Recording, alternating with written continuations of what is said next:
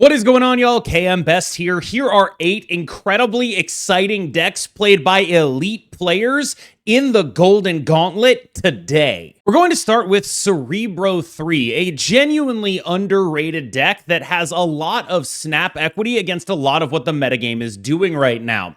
One of the major metagame developments after the nerfs to Invisible Woman First Steps' package and to the Fenris Wolf package is a return to tech cards as a dominant mode of interacting with people because of the power of decks like Hela.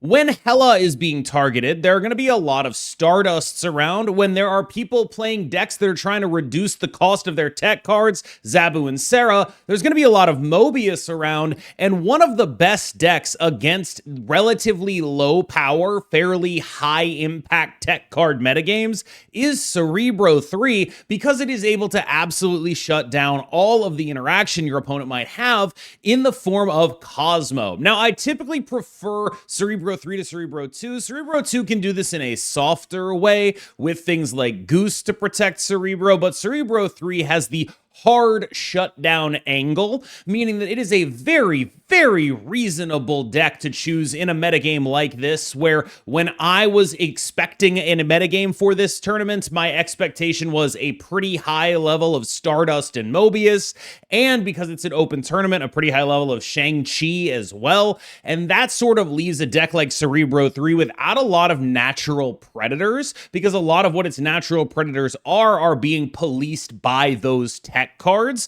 And in a metagame where people are playing a decent amount of tech decks, whether that be in the form of Wiccan decks or what have you, you are going to be able to go over the top of them in a very meaningful way by invalidating their tech and just having more points thanks to Cerebro. Golden Gauntlet 1 champion Derek is playing this move list, and he is very afraid of Mercury to the point that in between rounds he was yelling at me for not telling him to bring Red Guardian for his opponent's Mercury. But what he's trying to do here, and this is a classic Derek strategy, is to just have a lot of agency over where his points are going to be on the final turn of the game, and use that agency again in a relatively high-tech metagame with relatively low power compared to other metagames to just go over the top of other mid-range decks and rely on the fact that other mid-range decks are using all of their slots to tech against the things that would be able to go over the top of this, like Hela, for example.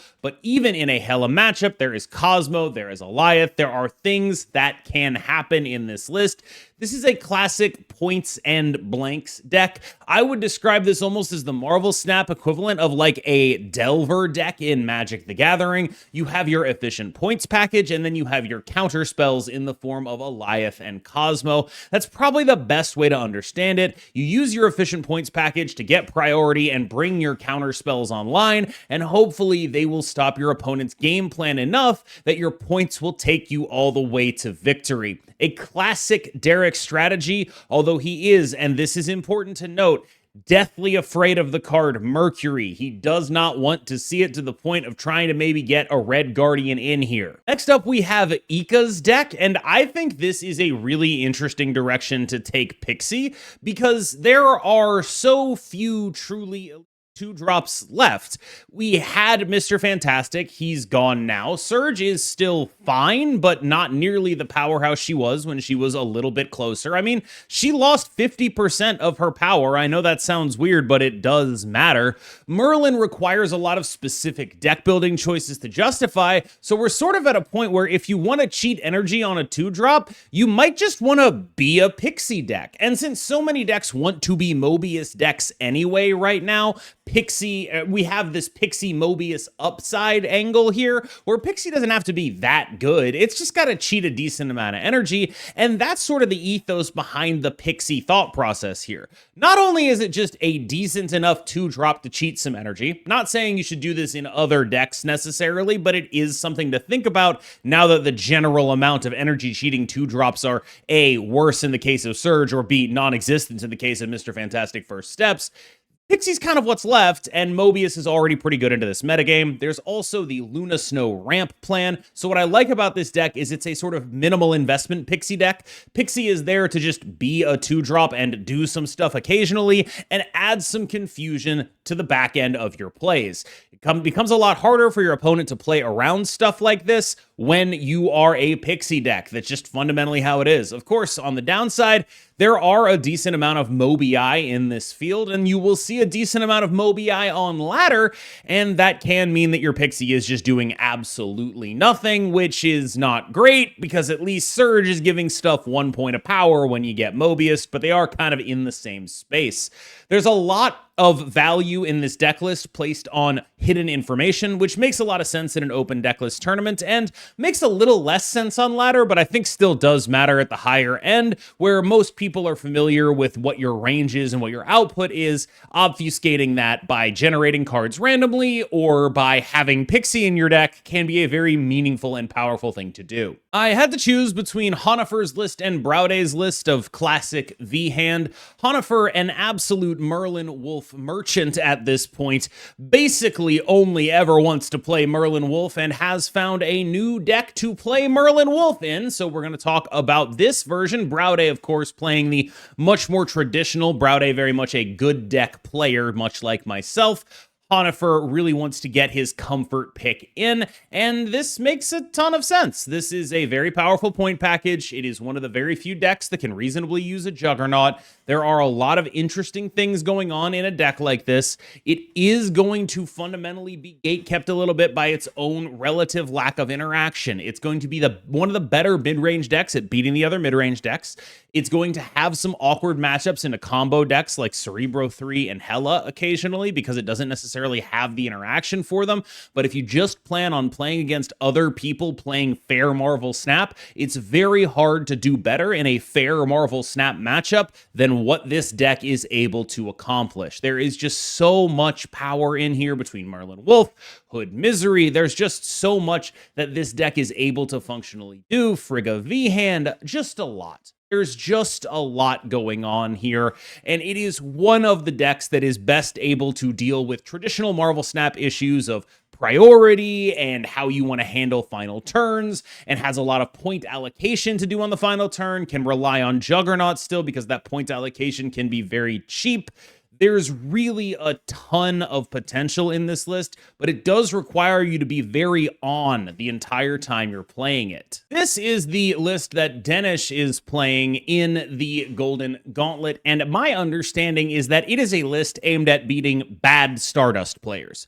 It's not going to beat someone who is a Stardust player who knows what's happening here, but because there are enough sort of mix-ups in here that allow you to beat bad Stardust players and steal those cubes in those situations, the fact that there is an Enchantress here, phenomenal. You could even Grandmaster the Enchantress. You probably are not. But between Grandmaster, Enchantress, and Gambit, you've honestly got a pretty real chance at, if your opponent is snapping Stardust, getting rid of it when they do it. The other major adaptation here, Giganto over Infinaut, that is notable because the Infinaut is totally unplayable in games where you get taken off of your Hela plan by a Stardust, while Giganto can actually still be played. It negatively impacts the overall ceiling of the deck, but with the expectation that there's going to be a decent amount of Stardust in the field, which as far as I can tell did hold up, this is sort of the Hela deck modified to try to beat unexpected Stardust relatively heavy metagame. In other words, this is also probably the Hela deck that if you're a Hela gamer, you should be playing in High Infinite right now because boy, are there a ton of Stardusts running around. I mean, every deck I play has Stardust. I don't want to see this.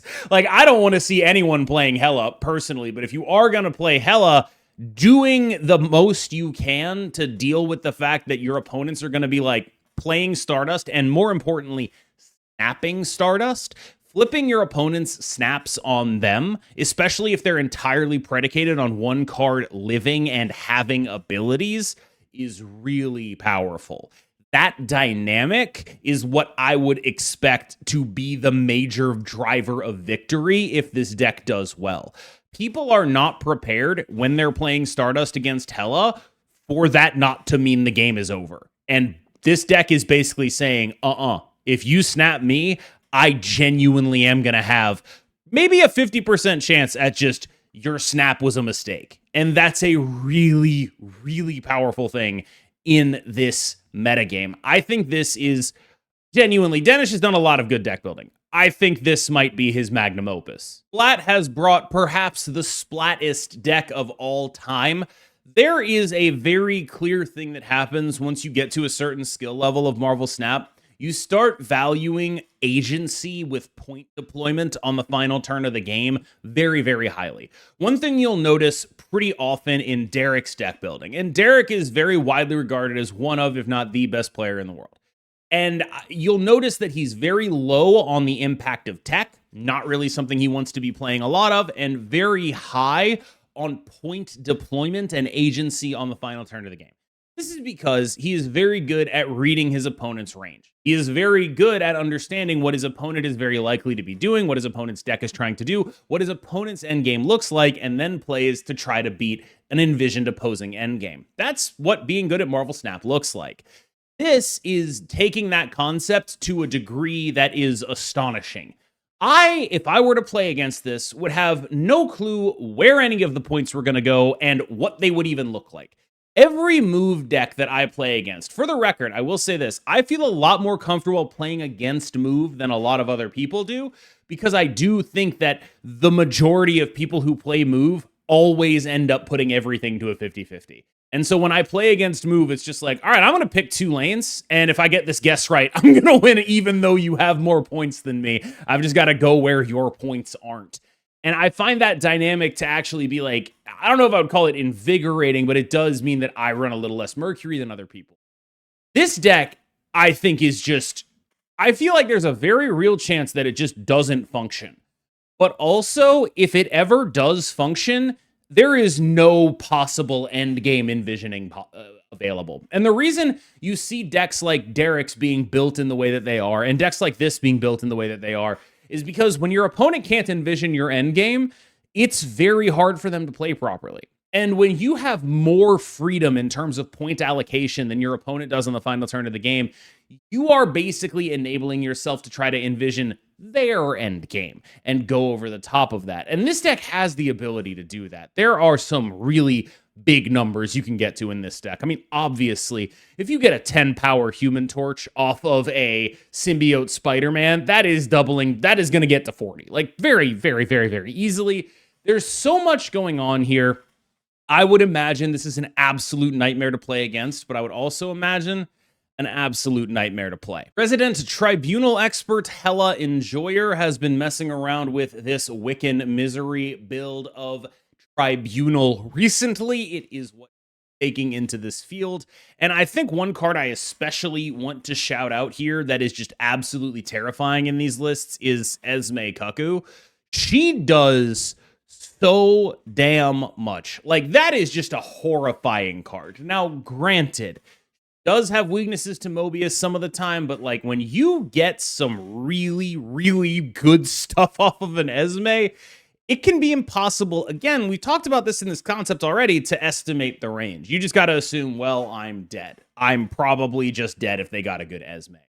And that is so, so, so damaging, because it's not just that you have this incredibly powerful energy ramp core, right? Like, this is a deck that can play for points. It doesn't have to be a Tribunal deck. If they get to games where they have like a Sarah and then an Esmade Iron Man and then a normal Iron Man, like, they curved out on you. Like, they can do that.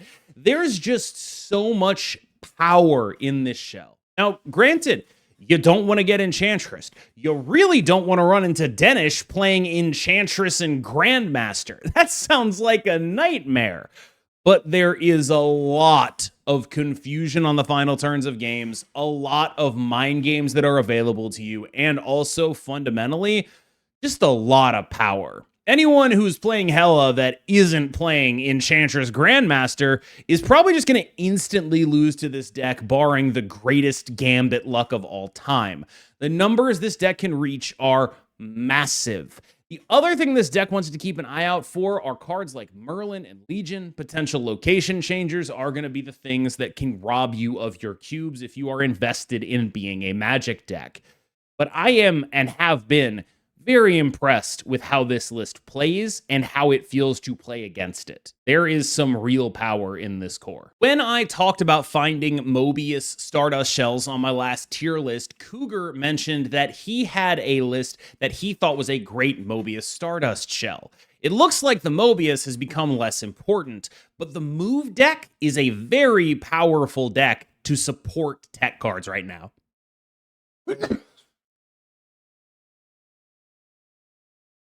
The deck this reminds me of the most is Equinox's deck from the first Golden Gauntlet, which was a sort of move Shang-Chi Ench deck that was looking to use the move as its general points package while subsidizing that points package with the tech cards to deal with anything that went over the top of it.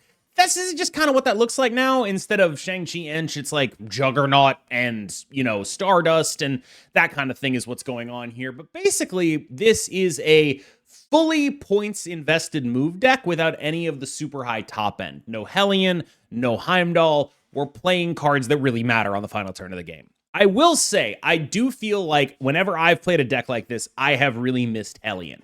So that is a card I would investigate trying to get in here, but frankly, Topaz does a ton of work in that regard as well.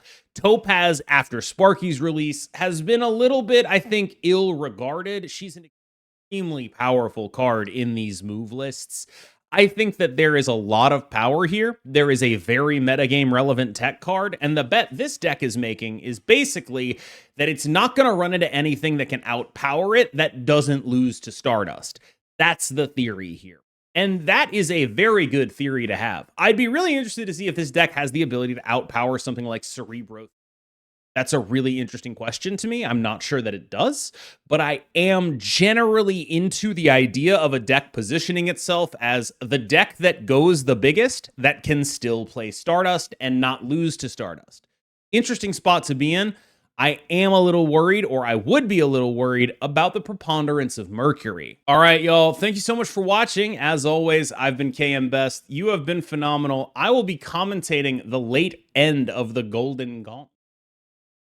Check it out on Twitch and YouTube. By the time this comes out, the tournament will have already started. It'll be on the official Marvel channel, so I'll see you there. I'll be commentating towards the end of it. Thank you so much, as always, to everyone who watches this far in the video. Have a good one.